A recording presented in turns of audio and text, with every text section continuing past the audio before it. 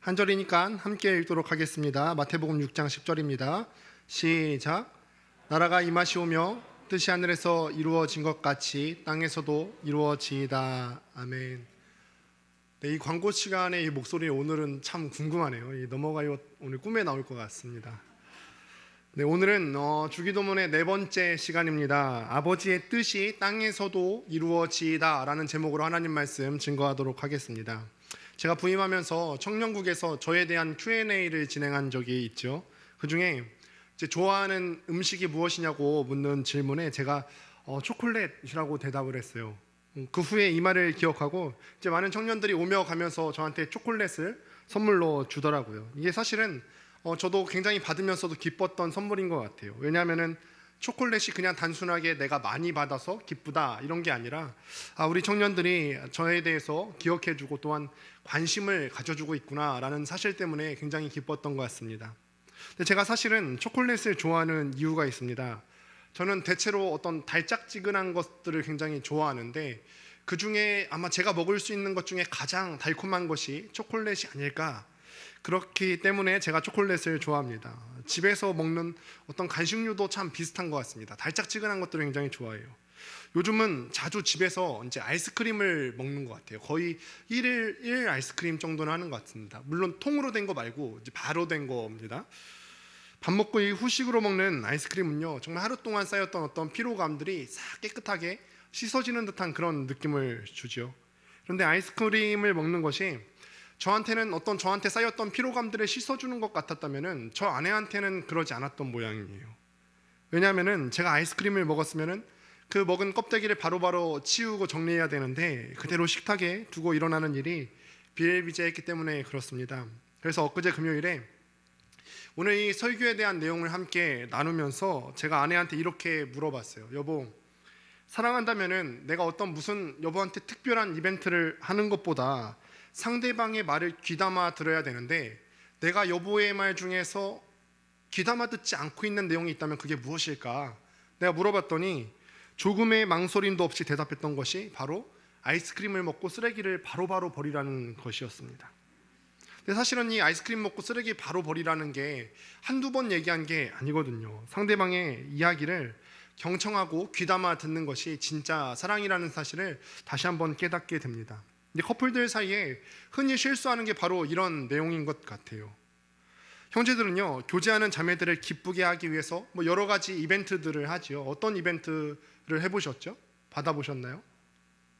예를 들어 한 번 쓰고 다시는 안 쓸 초들을 수백 개를 켜놓는다든지, 네, 혹은 차 트렁크에 헬륨 풍선을 잔뜩 넣어놓는다든지, 이런 류의 또 플랜카드를 걸어놓는다든지 그런 류의 이벤트들을 또 해볼 수 있겠죠. 물론 이것도 상대방을 굉장히 받는 사람으로 하여금 굉장히 기쁘게 하는 일일 것입니다. 그러나 더 중요한 것은 뭐냐면 그동안 상대방이 나한테 요구해왔던 것들, 그렇게 하지 말라고 요구해왔던 것들을 기억하고 하지 않으려고 지키려 하는 마음 자세일 겁니다.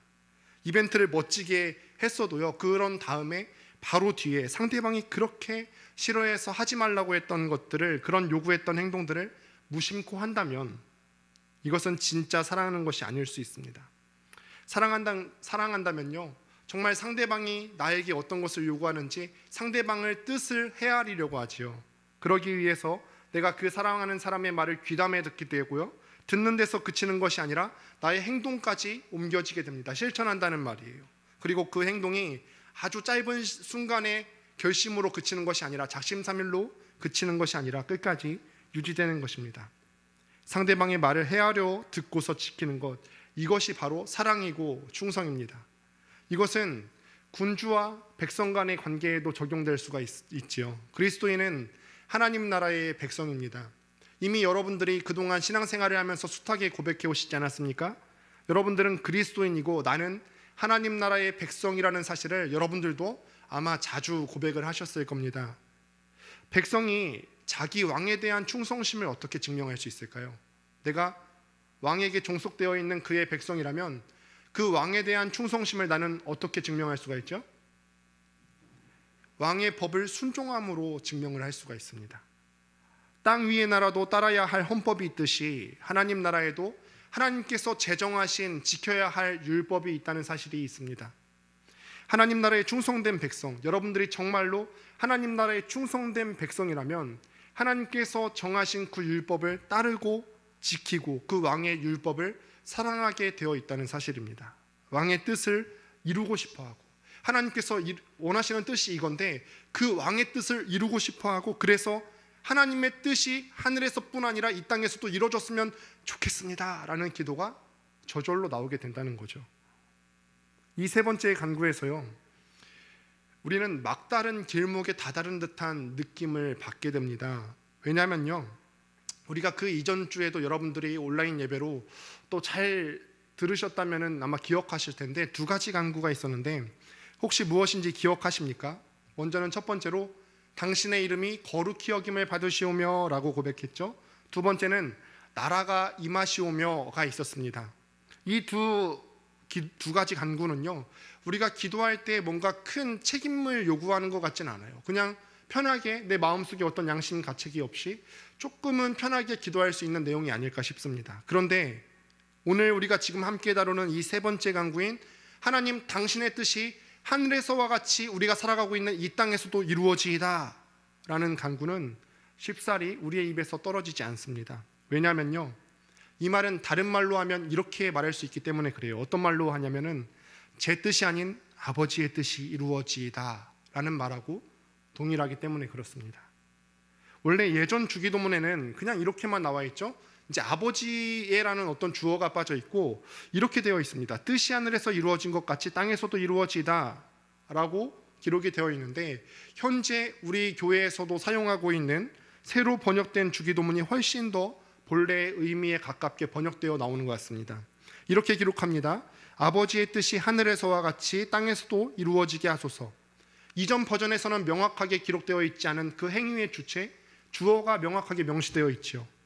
드러나야 할 것이 무엇이냐면 나의 뜻이 드러나야 되는 것이 아니라 아버지 하나님의 뜻이 이 땅 가운데 드러나야 한다고 명확하게 본문 가운데 설명해 주고 있는 것입니다.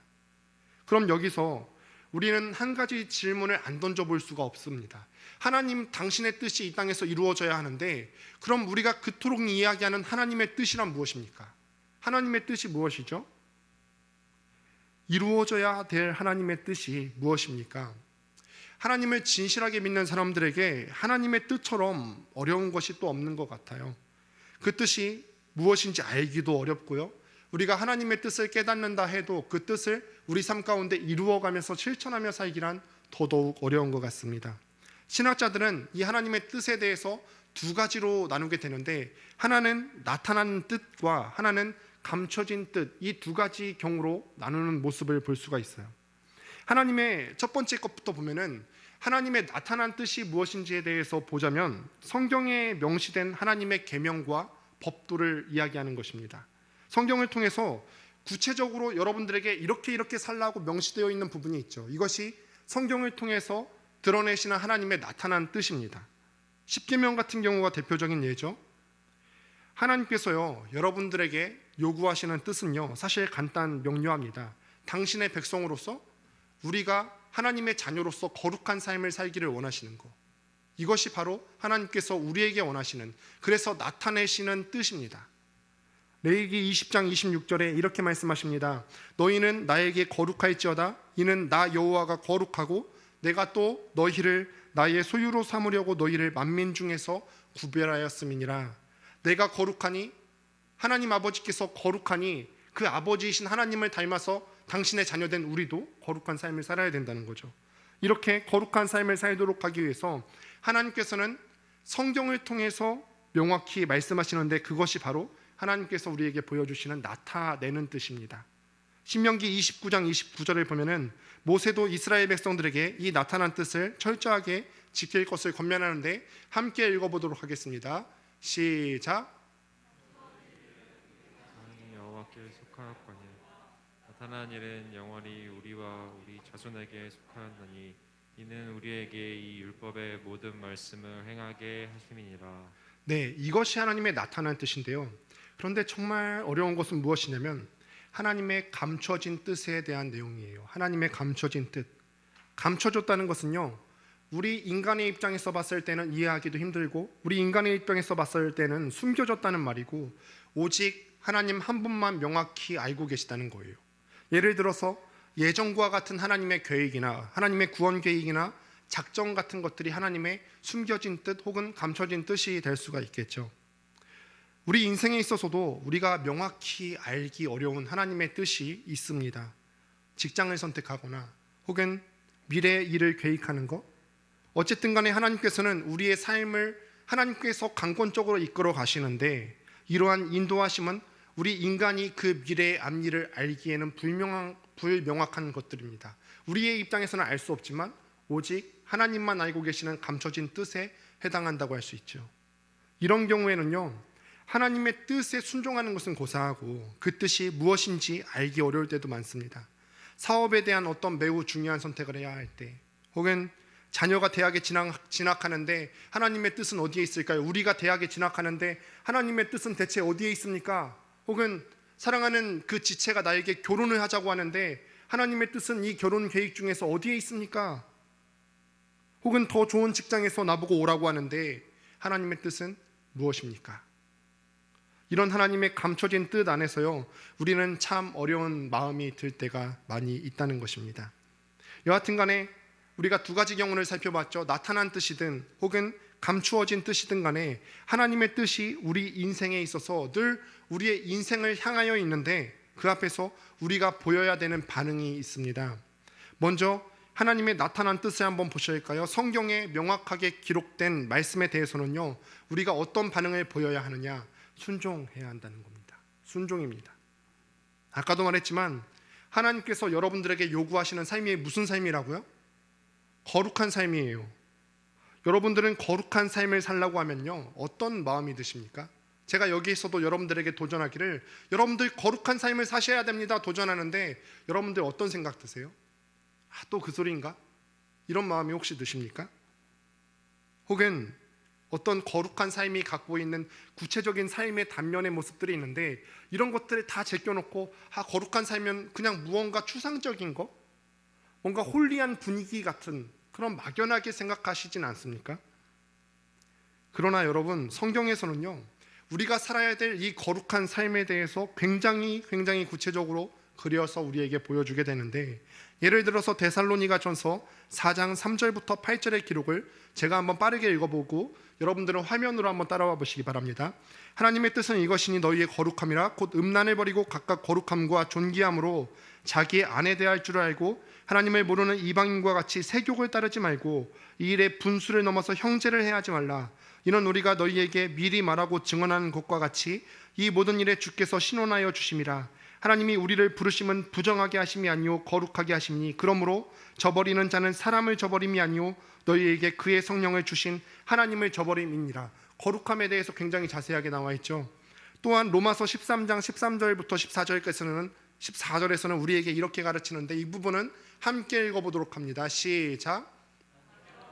단정히 행하고 방탕하거나 술 취하지 말며 음탕하거나 옥색하지 말며 다투거나 시기하지 말고 오직 주 예수 그리스도로 옷 입고 정욕을 위하여 육신의 일을 도모하지 말라. 어때요 여러분? 거룩한 삶에 대해서 성경이 우리에게 말하는 것이 추상적이지 않죠. 우리에게 성경은 거룩한 삶을 요구하면서 굉장히 구체적으로 명시하고 그 삶을 살도록 요구하고 있다는 거예요. 이렇게 하나님의 나타난 뜻에 대한 우리의 반응은 다시 한번 이야기하지만 순종이어야 된다는 겁니다. 순종. 그런데 이 나타난 뜻에 대해서 구체적으로 우리에게 거룩한 삶을 살라고 요구하시는 구체적인 면면에 대해서 우리가 순종하면서 사는 것이 그렇게 쉽지 않음을 여러분들은 아마 다 아실 겁니다. 경험적으로 아실 겁니다. 왜 쉽지 않냐면요, 여전히 내 안에는 내 본능과 나의 욕구가 가득 살아있어서 하나님의 뜻을 우리가 보기는 보아도 깨달아지기는 깨달아졌어도 그 말씀대로 순종하며 살기보다는 그 뜻을 따르기를 거부하기 때문에 그렇습니다. 제가 한 기사를 보니까 성별에 따라서 어떤 본능과 어떤 욕구가 다르다고 합니다. 물론 개인에 따라 다를 수 있습니다만 많은 경우 남성들은 시각적인 자극에 약한 반면에 여성들은 청각적인 자극에 약하다고 합니다. 그래서인지는 모르겠지만 남성들의 경우는 포르노그래피로 대변되는 음란함의 죄성과 싸우기를 굉장히 힘들어하지요. 또 여성들은 귀로 들려오는 정보들에 대해서 쉽게 흔들리고 또 다른 사람들에게 이런 정보들을 전달하는 경우들도 있습니다. 이거는 사실은 모든 사람에게 다 해당되는 것이라 할 수도 있겠습니다. 한 번은 제가 이게 그럴 수도 있겠다라는 생각이 드는 게, 저는 TV를 볼 때 홈쇼핑이 나오면 남성분들은 보통 어떻죠? 그냥 빠르게 넘어가죠. 이거는 내가 봐야 할 채널이 아니다 하고 빠르게 목적지로 향해서 나아가죠. 근데 제가 이걸 빠르게 넘어가면요, 부엌에 있다가도 아내가 얘기해요. 여보 잠깐 뒤로 돌려봐. 아까 홈쇼핑에 나온 거 뭐지? 가격까지도 정확하게 기억하는 아내의 모습을 보면서 이 기사가 굉장히 신빙성이 있을 수 있겠구나라는 생각이 들었어요. 예전에 한 형제가 찾아와서 저한테 음란물 중독에 대한 상담을 한 적이 있어요. 여기서도 만약에 상담을 하려고 해도 이게 되게 부끄럽게 여겨져서 쉽게 상담하지 못하는 지체들도 있을 수 있으리라 생각합니다. 끊으려고 했지만 이게 쉽사리 안 된다는 거예요. 모든 죄는요, 여러분, 중독으로 가게 되어 있습니다. 중독입니다. 처음 우리의 마음을 유혹할 때는, 여러분들의 마음의 본능을 유혹할 때는 이렇게 유혹해요. 한 번이잖아. 나 한 번만 즐거우면 되지 않을까? 한두 번 정도는 괜찮지 않을까? 다음부터 안 하면 되잖아. 그러나 여러분들이 경험했던 이 죄의 속성이 어떻습니까?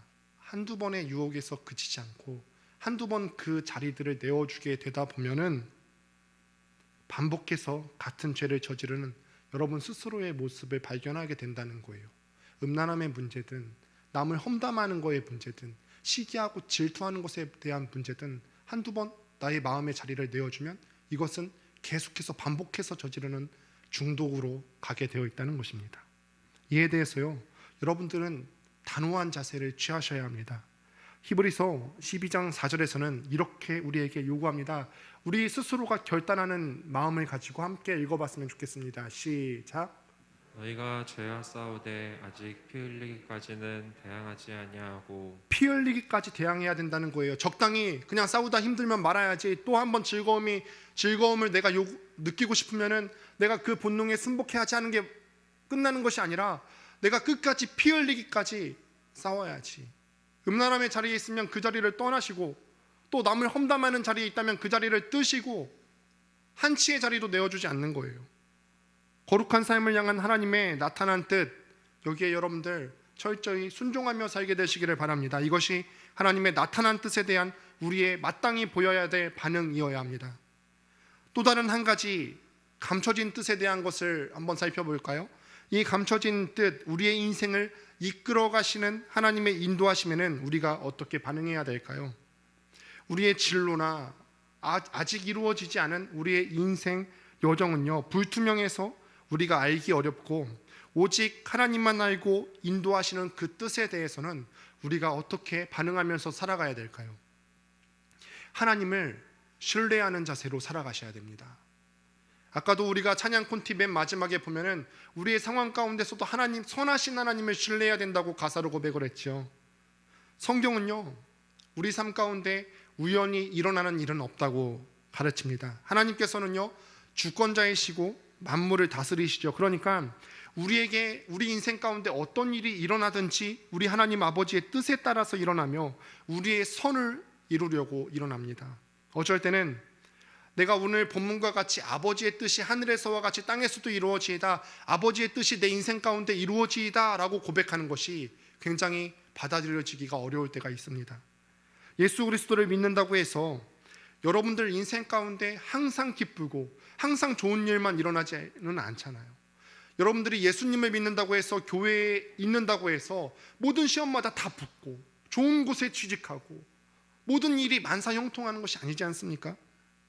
때로는 누구한테도 말하기 힘든, 견디기 힘든 고난과 슬픔이 여러분들 인생을 덮칠 때가 있습니다.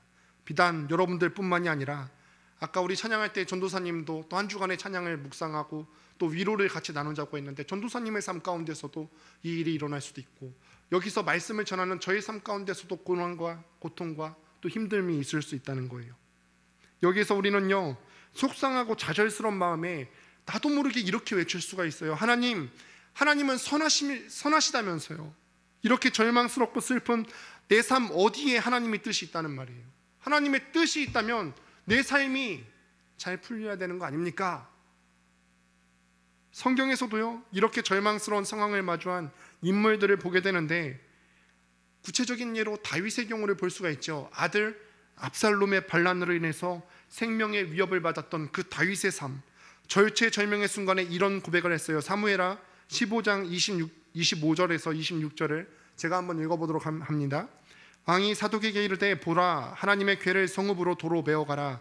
만일 내가 여호와 앞에서 은혜를 입으면 도로 나를 인도하사 내게 그 궤와 그 계신대를 보이시리라. 그러나 그가 이와 같이 말씀하시기를, 내가 너를 기뻐하지 아니한다 하시면 종이 여기 있사오니 선히 여기시는 대로 내게 행하시옵소서. 이 상황이 어찌하든지 다윗이 하나님께 고백하는 것은 선히 여기시는 대로 내게 행하시옵소서. 그 절박한 상황 속에서 다윗이 하나님께 보였던 반응은, 하나님 도대체 나에게 왜 이런 일을 일어나게 하십니까? 혹은 하나님 무조건 나를 도와주십시오, 무조건적인 도움 요청이 아니라 그저 이렇게 말하는 겁니다. 하나님께서 뜻이 있으시겠죠. 선히 여기시는 대로 나를 이끌어 주세요. 또 욥과 같은 사람을 한번 생각해 보세요. 여호와께서 욥한테서 있는 그 모든 것들을 가져가시고 욥의 아내도 욥에게 등을 돌렸지만 욥은 욥기 1장 21절에서 여전히 이렇게 말할 수 있었습니다. 우리의 상황을 기억하면서 파란 글씨를 함께 읽어보도록 하겠습니다. 시작. 거두신 이도 여호와시오니 여호와의 이름이 찬송은 받으실지니이다.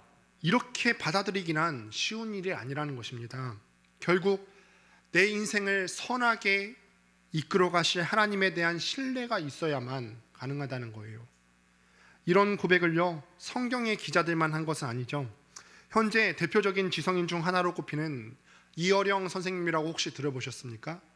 이어령 선생님의 딸이 이제 이민아 씨라고 있는데, 이분이 2012년도에 53세의 나이로 세상을 떠났어요. 굉장히 이른 나이로 세상을 떠났지요. 근데 이 한 사람의 삶을 들여다보면은, 와, 고난이 어떻게 이 사람 삶에 몰빵되어 있지? 이런 생각이 듭니다. 5년 만에 파경을 맞은 첫 번째 결혼, 살아보려고 홀로 몸부림치는 중에 발견된 갑상선암, 재혼하여서 아이를 낳았는데 그 아이가 자폐아 판정을 받았어요. 망막상실로 인해서 실명 위기를 겪었죠. 그런데 이 실명 위기가 기적적으로 하나님의 치유하심을 입어서 낫는가 싶었는데 26살 날 아들의 죽음을 맞아야 했습니다. 그리고 아들만 아픈 것이 아니라 자기 자신도 말기 위암을 판정을 받았고, 그리고 때이른 죽음에 이르렀다는 거예요. 이 고난의 굴곡 속에서도요, 이 이민아 씨는요, 하나님의 특별한 기적들을 체험합니다. 이는 철저한 무신론자였던 아버지 이어령 박사가 회심하는 계기가 되기도 합니다. 그렇다면 우리는 생각해 볼 수 있겠죠. 과연 이 많은 고난을 한 사람이 하나 당하기도 어려운 일 아닙니까? 그런데 이 많은 고난을 한 사람이 당하도록 허락하신 하나님의 뜻은 무엇일까? 고난의 원인은 여러 가지이지만 하나님이 사랑하는 자녀에게 고난이 일어나도록 허락하시는 이유가 분명히 있다고 믿습니다. 고 이민아 씨는요, 다른 사람들이 흔히 경험하기 어려운 하나님이 기적 같은 은총을 많이 받은 사람입니다. 그분에게 주신 기적적인 치유의 선물을 생각하면 왜 다른 고난들은 그대로 내버려 두었는지 모르겠습니다. 현대 의학으로는 고칠 수가 없다는 망막 손상을 기적적으로 치유해 주시더니 며칠 만에 큰아들을 죽게 내버려 두신 하나님의 뜻은 어디에 있을까요? 기적적으로 눈을 치료해 주셨다면 왜 위암은 하나님께서 치료해 주시지 않았을까요? 그분의 죽음 앞에서 우리는 이런 질문을 안 던져볼 수가 없지요. 그런데 정작 본인은 자기가 맞게 된 그 죽음에 대해서 이렇게 고백을 했어요. 세상을 떠나기 전에 출간한 책에 나오는 말입니다. 한번 화면을 보시고 눈으로 한번 읽어보십시오. 저를 사랑하시는 능력의 아버지 하나님이 그동안 저의 질병을 여러 번 고쳐주셨기 때문에 또 고쳐주시리라고 믿습니다. 그러나 어떤 이유에서든지 이 땅에서 그 치유를 온전히 다 받아 누리지 못하고 내 몸이 죽는다 해도 저는 예수님을 믿는 자는 죽어도 살겠고 살아서 그를 믿는 자는 영원히 죽지 않는다는 하나님의 말씀을 믿습니다. 땅에서 하늘처럼이라는 책에 나온 이야기입니다. 또 그는요, 세상을 떠나기 전 어느 인터뷰에서 이렇게도 이야기했습니다. 오늘 죽는다면 세상을 떠날 가장 완벽한 순간이 오늘이기 때문에 그렇습니다. 하나님이 부를 그날까지 땅 끝에 선 아이들 가슴에 사랑을 심어주고 싶습니다. 이 말에서요, 저는 그 이민아 씨가 하나님께 두고 있던 무한한 신뢰를 느낍니다. 여러분들도 이 글에서 느껴지지 않습니까? 하나님의 기적적인 개입을 여러 번 경험한 그였기 때문에 이번에도 그런 은혜를 주시기를 기도하고 믿었지만, 그러나 그리 아니하실지라도, 내 삶 가운데 모든 일이 형통하지 아니할지라도, 어느 날 문득 나에게 죽음이 찾아온다 해도 지금까지 나를 사랑하신 그 하나님을 믿고 가겠다는 마음의 고백이 여기에 있습니다. 때로 우리는 하나님의 뜻이 무엇인지 알지 못합니다. 하지만 분명히 아는 것은 그분, 우리가 믿는 하나님은 우리에게 항상 좋은 뜻을 가지고 계시는 선하신 하나님이라는 사실입니다. 하나님의 감춰진 뜻, 우리 인생을 이끌어 가시는 불투명한 뜻에 대해서 우리가 확인하고 넘어가야 할 것이 있습니다. 하나님의 뜻은 그것이 우리에게 어떻게 보이든지 상관없이 결국 우리에게 유익한 것이라는 진실입니다. 하나님의 뜻을 묻기 전에 우리는 하나님의 선의에 대해서, 하나님께서 우리에게 품으시는 그 선의에 대해서 확신과 믿음을 가져야 된다는 거예요. 그분이 여러분들에게 가지고 계신 계획은요, 생명이고 평안이고 여러분들의 행복입니다. 하나님은 예레미야를 통해서 이렇게 말씀하시는데, 예레미야 29장 11절을 새 번역 성경으로 보면 이렇게 기록합니다. 함께 한 목소리로 읽습니다. 시작.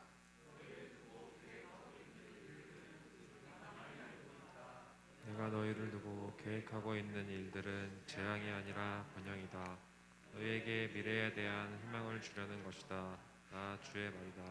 여기서 번영이라고 하는 말을 여러분들이 오해하지 말아야 합니다. 우리는 번역이라고 하면은 물질적으로 그냥 막연하게 베풀어 주시는 그 풍성함을 생각하기가 쉽습니다. 물론 저는 하나님께서 우리에게 물질적으로도 풍요를 주실 수 있는 능력이 있으신 분임을 믿습니다. 하지만 여기서 말하는 번영은 그 좁은 범위를 훨씬 더 벗어나는 넓은 의미의 단어입니다. 쉽게 번역하자면 너희가 잘되게 하려는 것이다 라고 할 수 있습니다. 이것은 예레미야 선지자를 통해서 도탄에 빠진 유다 백성들에게 주신 말씀이지만 어느 시대 또 누구에게나 적용이 됩니다. 하나님은 때로는 우리 인생 가운데 재앙을 내리시기도 하시고 또 불같은 심판을 내리기도 하시지만 그조차도 우리의 영혼이 잘되게 하려는 하나님의 뜻이 있다는 것입니다. 그렇기 때문에 우리는 우리 인생을 살아갈 때 우리의 보이지 않는 미래 앞에서, 하나님의 감춰지고 숨겨진 뜻 앞에서 알고 가는 것이 아니라 믿고 가야 한다는 거예요. 알고 가는 것이 아니라 믿고 가는 것입니다. 아는 것이, 명확하게 아는 것이 때로는 여러분들에게 가장 위기의 순간이 될 수 있어요. 믿음에 있어서 명확하게 알 수 있는 것이란 없습니다. 하나님의 뜻이 그렇습니다. 하나님의 뜻은 불투명하고 불확실한 경우가 더 많습니다. 우리가 아무리 간절하게 하나님 앞에 기도하고 간구해도 하나님은 좀처럼 우리 인생 가운데 당신의 뜻을 훤히 보여주시지 않습니다. 옛날 이스라엘 사람들처럼 당신의 뜻을 명확하게 보여주시면 얼마나 좋을까요? 광야를 걸어가는데 구름 기둥이 멈추면 멈추고 가면 가고, 밤에는 불기둥이 있어서 그 불기둥을 따라서 움직이라고 하면 얼마나 좋을까요? 그렇다면요, 우리는요, 우리 믿음의 삶 가운데 방황하는 일이 없을 것 같아요. 그러나 우리의 인생을 살면은 여러분들의 인생에서는 구름 기둥도 없고 불기둥도 없습니다. 그렇다면 이 모호하고 불확실한 믿음의 길에서 어떻게 하나님의 뜻을 따라 살 수 있을까요? 이에 대해서 인도 캘커타에서 가난한 사람들을 위해서 평생을 바친 테레사 수녀는 이렇게 말합니다. 저는 한 번도 확실하게 알고 믿은 적이 없습니다. 제가 늘 가지고 사는 것은 신뢰입니다. 그러므로 당신도 하나님을 신뢰하십시오. 그렇습니다. 믿음의 길은요, 우리가 정말 확실한 목표와 어떤 내비게이션처럼 확실한 지도를 손에 쥐고 가는 것이 아니에요. 우리를 불러내신 하나님을 따라서 오직 그 하나님의 선하심을 믿으면서 한 걸음 한 걸음 내디디며 가는 것이죠. 우리는 때로 하나님을 신뢰하지 않기 때문에 내가 해결사가 되려고 합니다. 아까 나타난 뜻에도 주인공이 내가 되어서 내 욕구와 내 본능 때문에 순종하지 않게 된다고 했죠. 이번에도 마찬가지예요. 이번에도 하나님의 숨겨진 뜻에 있어서도 장애물은 역시 나입니다. 하나님을 신뢰하지 못하는 마음 때문에 내가 그 주인공의 자리에 앉아서 하나님이 해결해 주시지 않을 것 같으니까 내가 해봐야지. 내가 그 높은 자리에 앉아서 나의 인생을 이끌어 가려고 하지요. 그때 우리는요, 눈을 들어서 이 길을 먼저 걸어가신 예수님을 바라봅니다. 예수님께서도 동일한 고민과 동일한 삶의 슬픔이 있으셨죠. 십자가 죽음을 눈앞에 둔 상황입니다. 육신의 몸을 입으셨기 때문에 그 힘든 고통 앞에서 이렇게 절규하세요. 마태복음 26장 39절 중반부에 이렇게 기록합니다. 파란 글씨를 함께 읽겠습니다. 시작. 내 아버지여, 만일 할 만하시거든 이 진에게서 지나치옵소서. 그러나 나의 원대로 마시옵고 아버지의 원대로 하옵소서. 이 잔을 내게서 지나가게 하옵소서. 그러나 나의 원대로 마옵시고 아버지의 원대로 하옵소서. 또 그 극심한 십자가 고통을 당하면서는 이렇게 외치시죠. 엘리 엘리 라마 사박다니. 이것을 번역하면 이런 말이 되죠. 나의 하나님 나의 하나님 어찌하여 나를 버리셨나이까. 우리가 자주 하는 절규 아닙니까? 하나님 어디 계십니까? 하나님의 뜻이 어디에 있습니까? 왜 나를 그냥 두십니까? 그 고통 속에서 예수님께서 더 아프셨을 고통은 하나님과 단절되었다는 고통이었을 겁니다. 그러나 예수님께서는 우리가 최종적으로 어떤 선택을 해야 할지 몸소 보이십니다. 십자가상에 달리셔서 그 모진 고난과 조롱과 아픔을 당하시는 와중 속에서도 누가복음 23장 46절에 보면 임종 바로 직전에 이 말씀을 하시는데 우리의 고백으로 삼고서 함께 읽어보도록 하겠습니다. 시작. 아버지 내 영혼을 아버지 손에 부탁하나이다. 결국엔 최종적으로 나를 선하게 이끌어 가실 그 아버지 하나님을 신뢰하는 것입니다. 그의 손에 우리의 삶을 의탁하는 것입니다. 이것이 감춰진 하나님의 뜻 앞에 우리가 보여야 할 반응, 신뢰입니다. 사랑하는 여러분, 말씀을 마무리합니다. 오늘은 주기도문 네 번째 시간 아버지의 뜻이 땅에서도 이루어지이다 라는 내용을 살펴보았습니다. 우리가 함께 보신 내용을 정리하자면 아버지의 나타난 뜻은 우리가 하나님 나라의 백성으로서의 거룩한 삶을 살아가야 되는 것이죠. 우리는 이 말씀에 순종하며 살아가야 한다고 우리가 배웠습니다. 때로 우리의 본능과 우리의 욕구가 끊임없이 우리를 유혹하는 가운데서도 우리를 끊임없이 죄의 길로 유혹하지만 피 흘리기까지 싸워서 이겨내야 한다는 사실을 우리가 살펴보았습니다. 또 아버지의 감춰진 뜻은 우리가 이해할 수 없는 경우가 많이 있다고 배웠습니다. 우리의 인생 가운데 고난과 절망 속에서 하나님의 뜻이 무엇인지 우리는 알 수 없을 때가 많이 있지요. 이 가운데서도 우리가 몸소 우리가 보여야 할 삶의 태도가 무엇이냐? 신뢰하는 것입니다. 그래도 나의 삶을 이끌어 가시는 하나님은 궁극적인 나의 삶에 대한 선함이 있으시지. 끝내는 선하신 하나님께서 나의 삶을 최종선으로 이끌어 가실 것이라는 신뢰가 바로 우리가 보여야 될 태도라는 것입니다. 사랑하는 여러분, 여러분도 아버지의 뜻이 이 땅에서도 이루어지이다 라고 기도할 때 여러분들을 올가매고 있는 죄의 사슬을 끊어내고 거룩하게 살기를 결단하십시오. 또한 제 아무리 여러분이 절망 가운데 있고 여러분들 인생이 불투명해 보이고 낭망할 수밖에 없는 상황 가운데 있는다 할지라도 선하신 하나님께서 나를 이끌어 가신다는 사실을 기억하면서 하나님을 신뢰하며 나아가게 되시기를 주님의 이름으로 축원드립니다. 오늘 이 시간에 같이 한번 찬양하는 시간을 갖도록 하겠습니다.